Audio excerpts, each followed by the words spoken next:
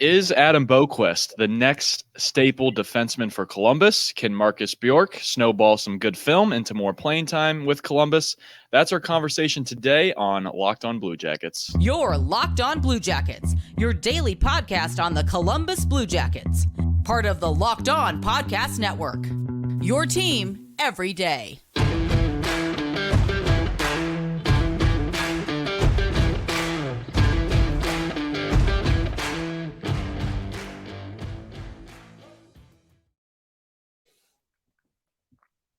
Locked On Blue Jackets, part of the Locked On Podcast Network, your team every day. I'm your host, Hayden Houshorn. With me is my co-host, Jay Foster. We're here to talk about the good, the bad, and the ugly of your favorite team and ours, the Columbus Blue Jackets. Before we get going, we want to thank you for making this your first listen every day. Locked On Blue Jackets is free and available on all podcast platforms, YouTube, and the SiriusXM app.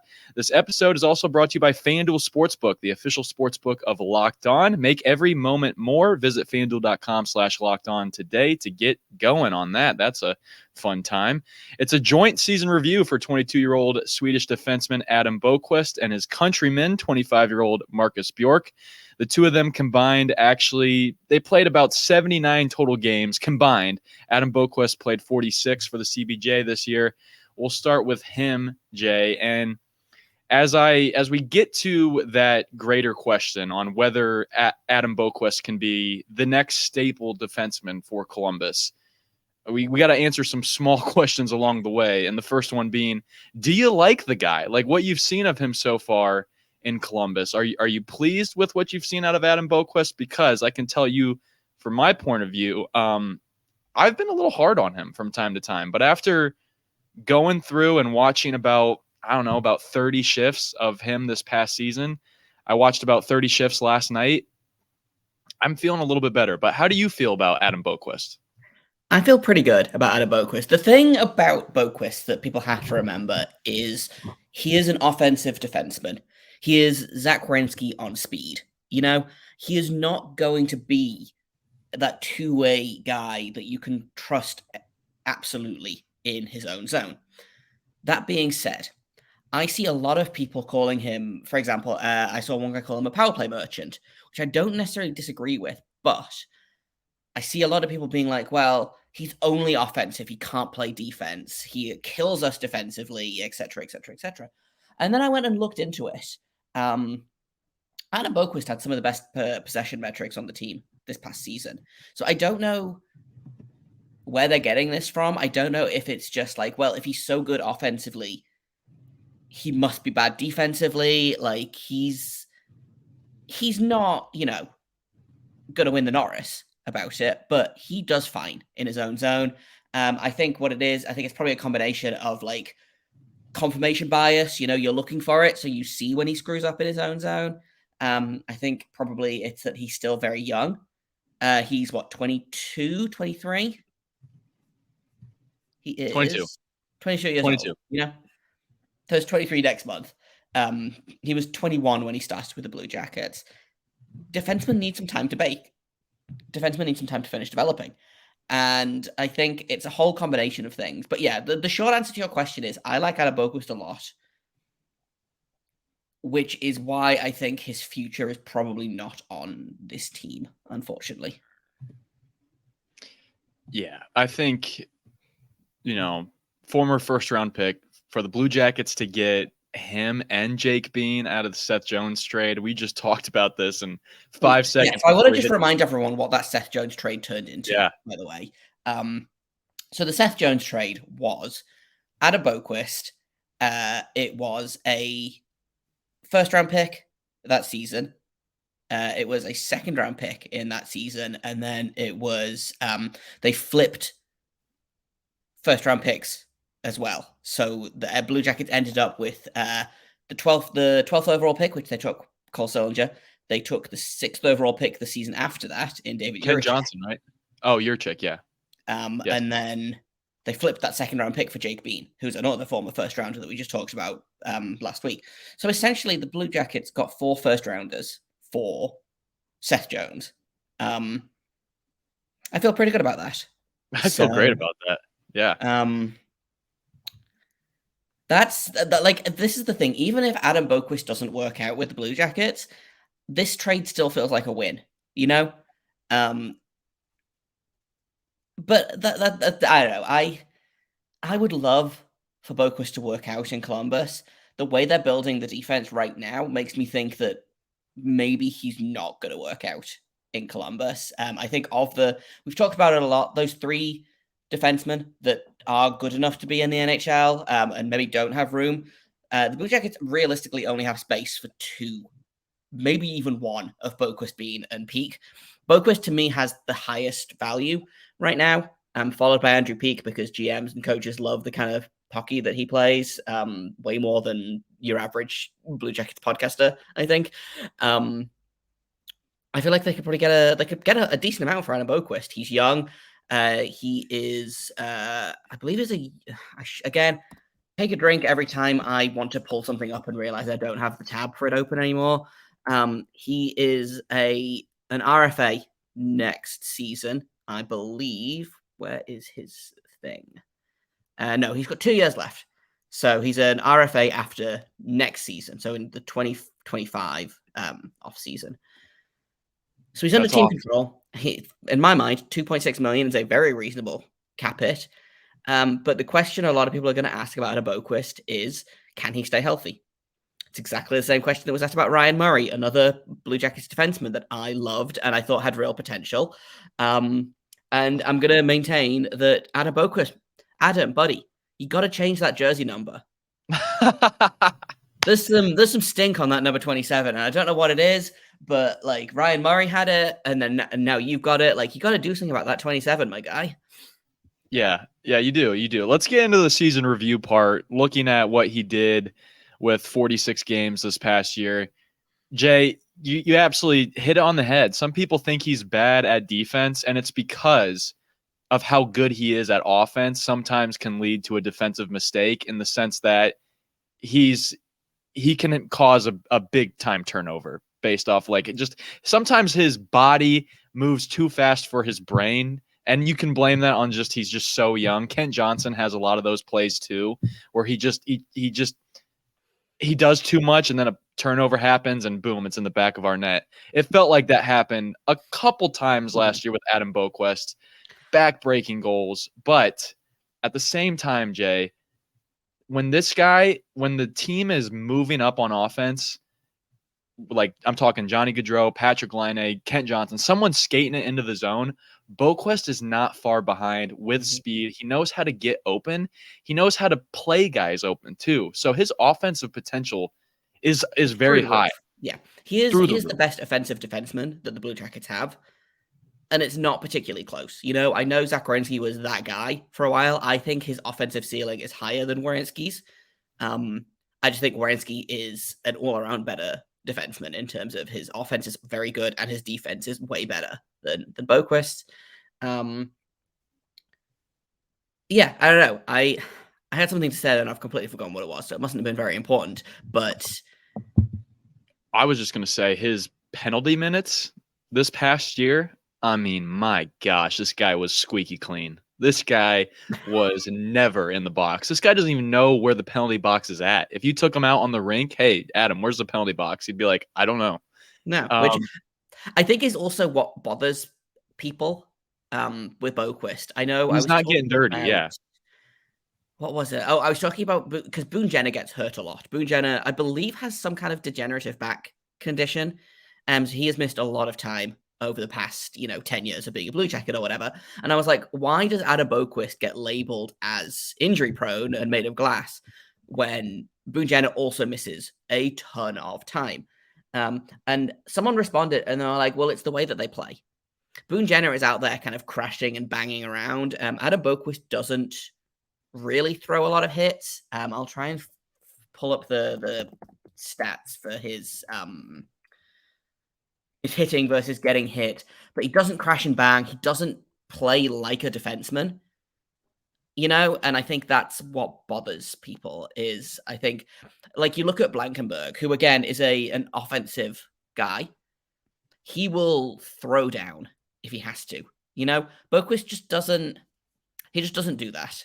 I think that's what bothers people. about Boqvist as well, which is not really his fault because I think the way the league is trending, personally, I would much rather have all of my guys on the ice than in the box, you know? And I understand that crashing and banging around is not the same as taking a bunch of bad penalties, but I don't know, if you're hitting someone, you don't have the puck. That's what it comes down to. There was a really great interview. This was way, way back when I was first kind of getting into hockey, and someone asked, it was the heyday Blackhawks, so like 2013, 2014 maybe, and someone asked Patrick Kane, why are the Blackhawks so good and yet they're at the bottom of the league in hits every year? They're just not throwing any hits. And he was like, well, if you have the puck, you're not going to hit someone. If you're throwing hit, that means you don't have the puck. So if you have the puck all the time, then of course you're not going to be throwing hits, So that's kind of what I think that's what bothers people, is that he doesn't throw enough hits, but he has the puck a lot, man. He doesn't need to throw hits. I found the numbers. This season, he hit people 21 times and was hit 42 times. So it's not great. He does get hit a lot more often than he hits someone. But I don't know, I don't value hits the same way as a lot of people, I think. I don't necessarily value hits too much. I mean, hits can certainly make me feel better about you as a hockey player, but I'm not looking at someone's hit category and being like, that needs to be up. Now, that being said, I do think from time to time, Boqvist could play a little dirtier. I'd like to see him have a little bit more bite to him on defense. Now, I actually think he plays great on defense. I actually think the way that the same speed that he has joining up on the rush with our forwards, he has the same speed getting back to cover for guys. And I'd actually really like to parlay his defensive topic into that bigger question on whether we believe he can be a staple defenseman for Columbus in the future. And I promise we're going to do that in just a minute.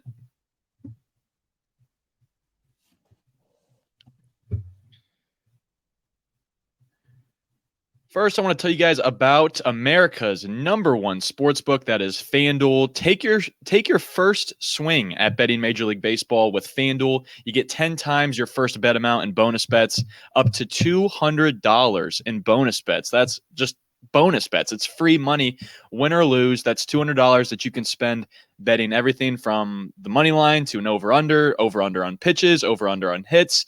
You can bet on who's going to hit the first home run in the game, all in an app that's safe, secure, super easy to use. Plus, when you win, you get paid instantly. There's no better place to bet on Major League Baseball than FanDuel, America's #1 sportsbook. So sign up today and visit FanDuel.com/lockedon to get up to $200 in bonus bets. That's FanDuel.com/lockedon. FanDuel, the official betting partner of Major League Baseball.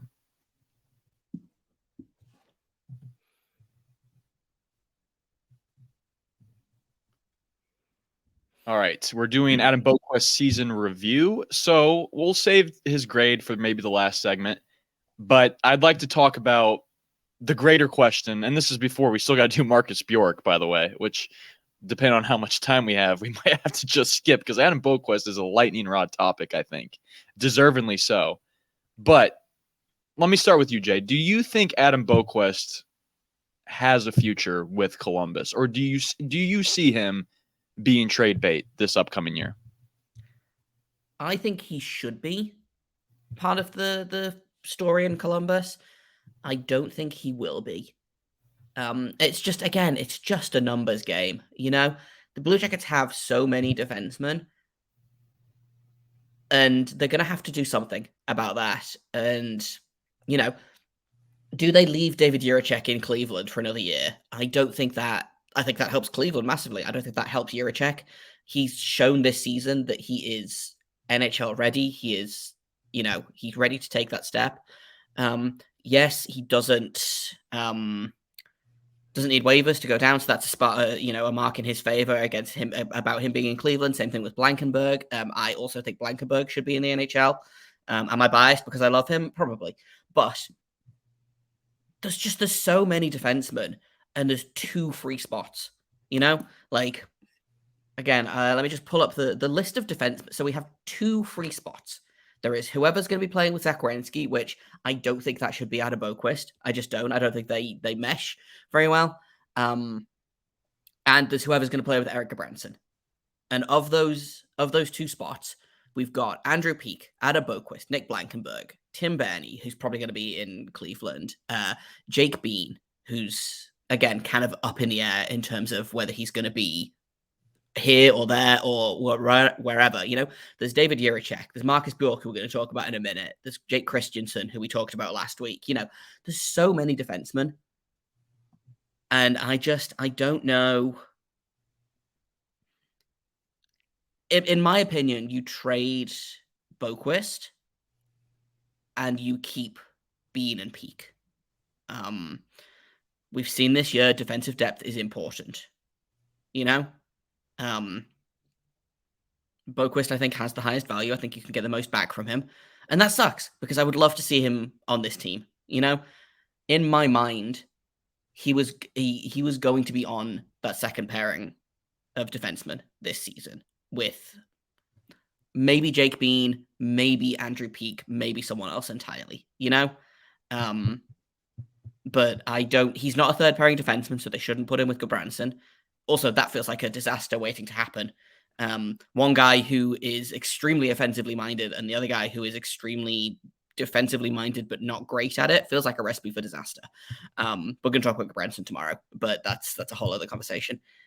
So where does he doesn't fit into the team as it's built right now? I don't think. I think what will happen is he'll probably start the season on Werenski's pairing. I don't know that he should stay there. I don't know that he will stay there, but I don't know, man.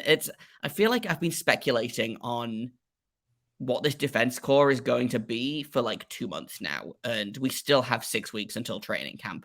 There's so many moving pieces.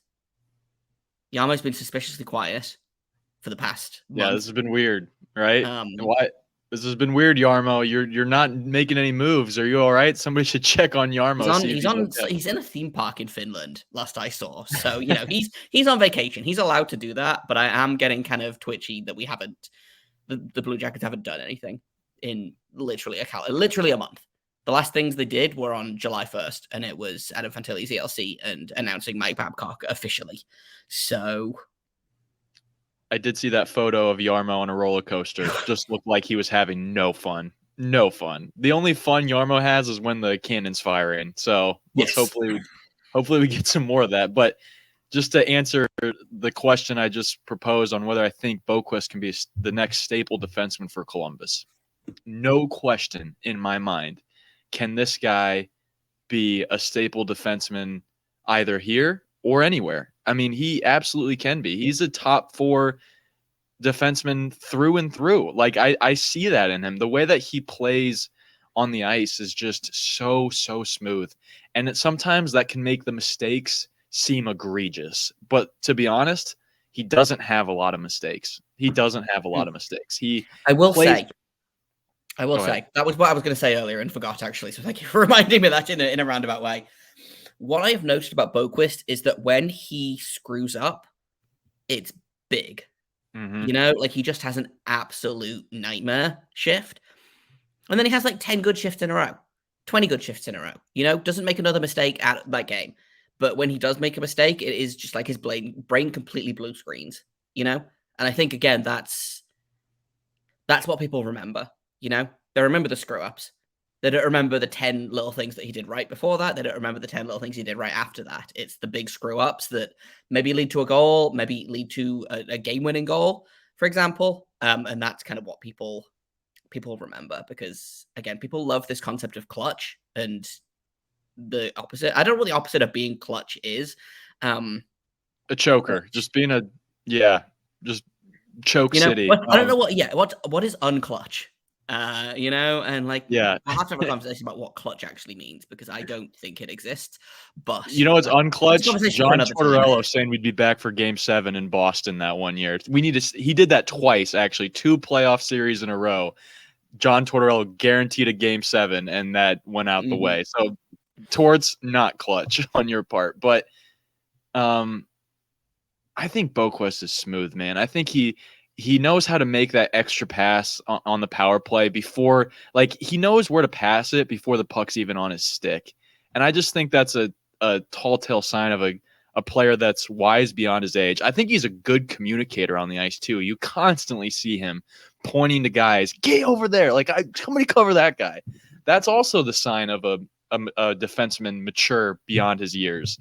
I think it would be very devastating for the Blue Jackets to give him up and not get a lot back. That being said, I do have quite a bit of homework for him at the same time too. So I think he has a lot of upside, but I have some homework for him. And before we do some homework for him, we got to get to our other Swede here, Marcus Bjork, and we're going to do that in just a moment.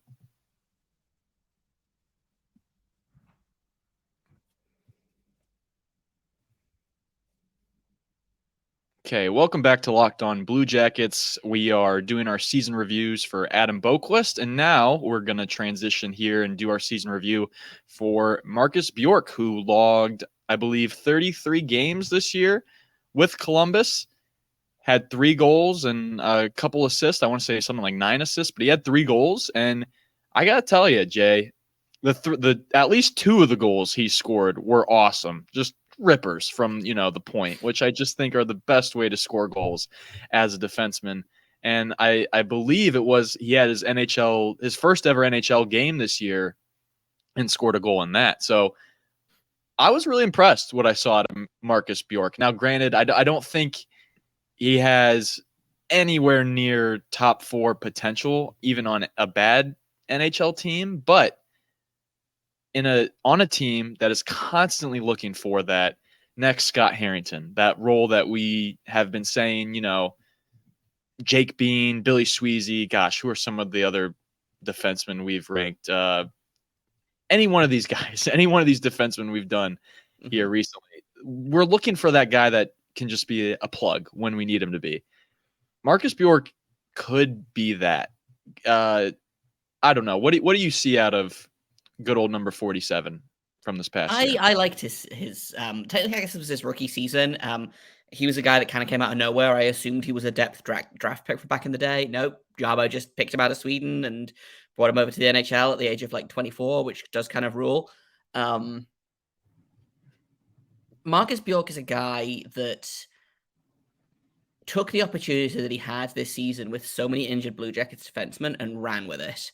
I thought he was, for considering, again, an undrafted guy playing his first season in North America, I thought he was fantastic. He likely will not get a look this season because, again, I feel like he's probably 9 or 10 defensemen down in the depth chart. He's going to be really good for Cleveland. And yeah, like you said, maybe he is that guy that they call up and send down. I don't know what his waivers situation is like, but he's a guy that, like you said, it's good to have in your back pocket. He's no longer waivers exempt, I don't think. So that probably that puts a little bit of a dent in that. I assume he will spend most of his time in Cleveland, which is a shame because I liked his game a lot.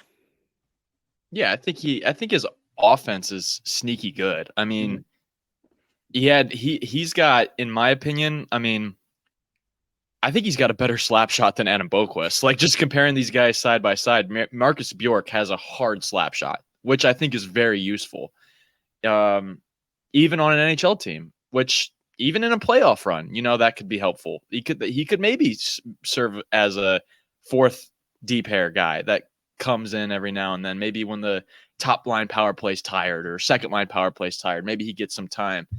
In the playoffs, you kind of need these guys to show up and do some stuff if you want to win a Stanley Cup. And ultimately, that's the goal, right?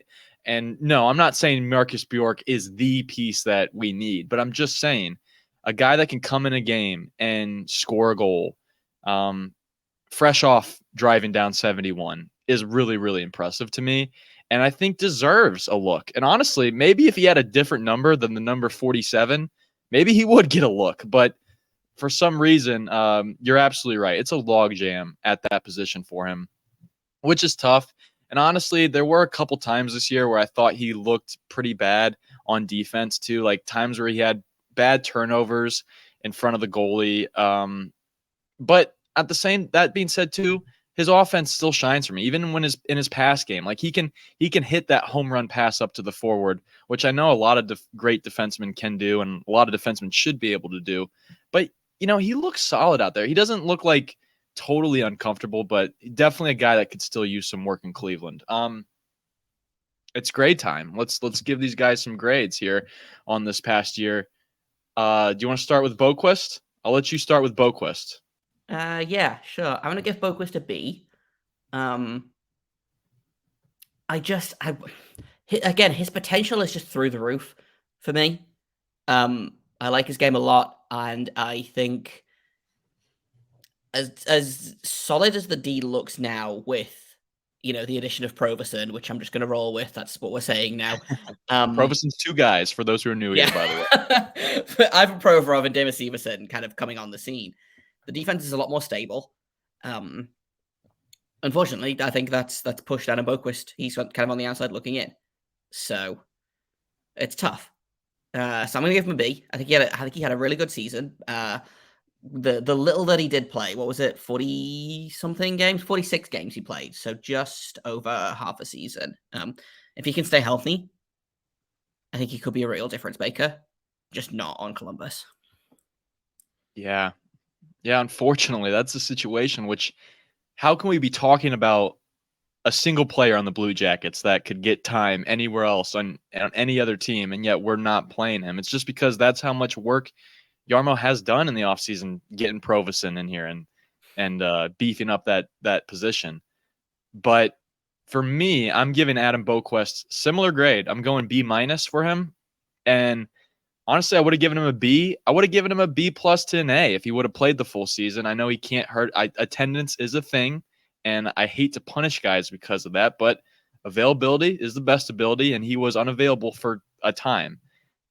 That being said, January through February, the late or at the end of January to early February, there was about a 9-game stretch there where he had like 7 of his points.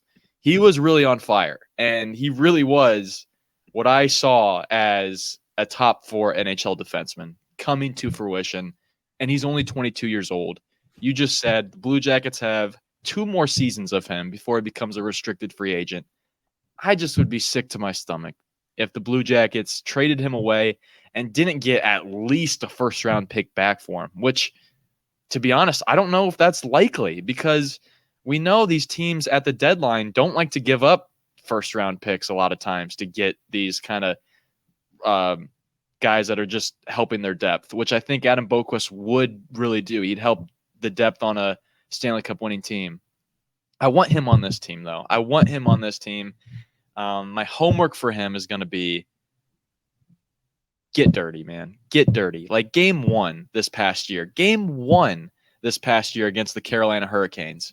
There was a shift in there where he could have just take a penalty, man. Just do something. Like, just play with a little bit more bite from time to time. Don't go crazy, but you're too clean, Adam. You're too clean. I need you to get just a little more feisty from time to time.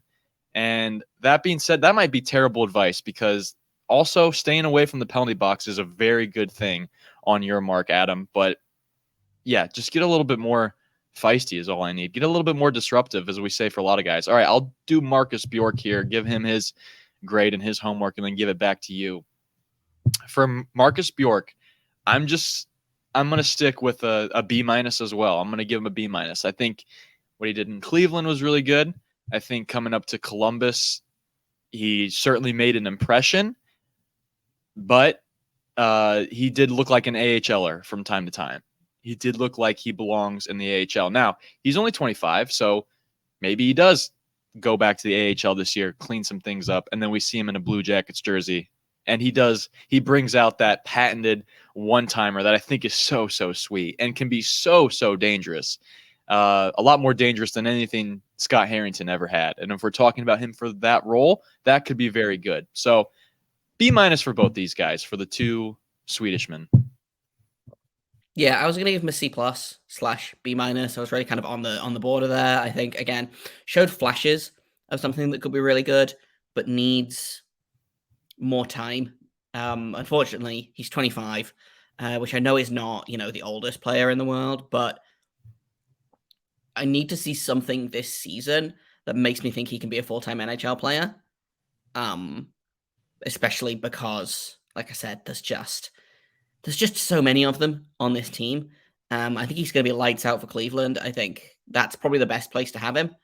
And then, like I said, if they need to, call him up, send him down the I-71, and we'll see how it goes. He is like you said, he is the perfect candidate to be a black ace in the playoffs. Cleveland season finishes, they call up a bunch of guys. Bjork's going to be in there, and I suspect he'll be near the top of the list for guys that will get a call if needs be. So yeah, C+, right on the cusp of B-. I like both these guys' seasons. I just needed to see more from them. I'm gonna be real sad when they trade out of Boqvist. I think I was really excited when they traded for him, and now I'm like, well, what if we get a nice shiny first round pick in return for him, and just keep that first round pick trade just rolling on. But yeah, B-. Solid showings from both guys, I think. I watched about 30 I watched about 30 shifts of his last night across 12 games this past season. I was really committed to giving him a good, solid season review. And once again, seen a lot of Andrew Peak goals. Just where are you, buddy? So I don't want to make him the scapegoat by no means. I also don't want to bring him into his season review, to Adam Boqvist's season review. But to be honest, all these guys, it just comes with rooting for a young team. They all need areas in their game that they need cleaned up. I just think Adam Boqvist is a lot closer to being a ready, like a top 4 defenseman in this league than some of the other guys that the Blue Jackets have. Some of the other guys that the Blue Jackets have, frankly, waited a long time on. Like, I feel like Adam Boqvist is further along. Needs to clean some things up. We both agree on that, but we like that guy a lot, I think, right? Yeah. He's awesome. So big fans of Adam Boqvist. Huge fans of Adam Boqvist. That's his season review. Marcus Bjork, we love you as well, Marcus. Don't get that wrong. That's all we have for you today. Tomorrow, we're tackling Eric Branson's season review. That should be a fun one. Thank you so much for listening to today's episode. Thank you for making this your first listen every day. Locked On Blue Jackets is free and available on all podcast platforms, YouTube, and the SiriusXM app. You know me and Jay, we're going to be here every single day talking about the Blue Jackets. You can find me on Twitter talking about the Blue Jackets from time to time at HaydenH971. You can find Jay on Twitter talking about the Blue Jackets at _JAKOBFORSTER. You can also find the show on Twitter at LO_Blue Jackets. You can also email the show, lockedonbluejackets@gmail.com. Thank you so much once again for listening. And until tomorrow, make sure you stay locked on.